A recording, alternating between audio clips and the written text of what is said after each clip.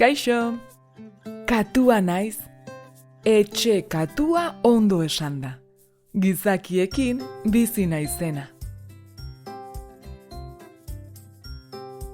Ugaztunen artean txikia naiz. Noski, ni baino txikiagoak diren bestelako animaliak badira, baita ni baino askoz handiagoak direnak ere. Baina baserriko beste animalien aldean txikia naiz.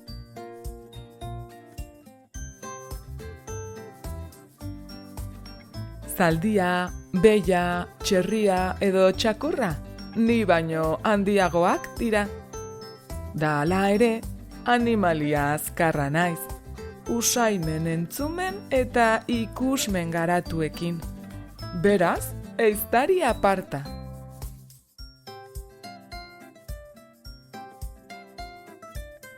Lau hanka ditut, begi txikiak, eta iletsua den buztan luzea.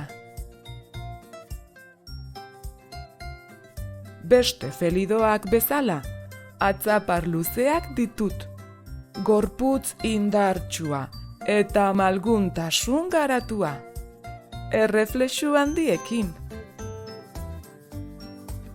Horregatik, batzuetan, nire mugimenduak ia ikustezinak dira gizakientzat.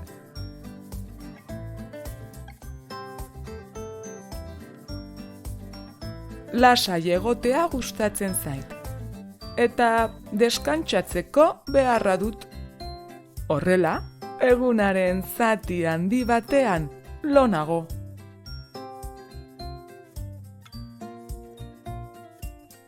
Gizakiek nire ahotsari marruka edo miuka esaten diote.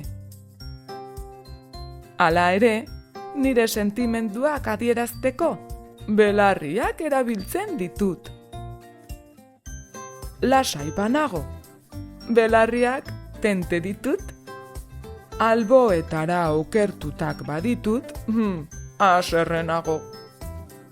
Eta belarriak beherantz eta atzera ditudanean, beldur naizela esan nahi du.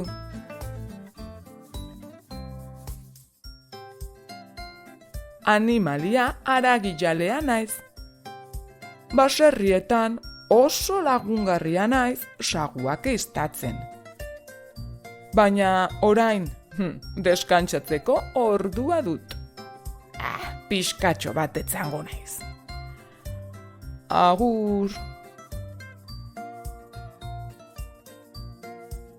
Katuak belarriak atzerantz jartzen ditu. Da zuk, nola adierazten duzu beldur zarela? Ezagutu duzu inoiz etxe katu bat? Nola deitzen zen? Hurrengora arte, agur!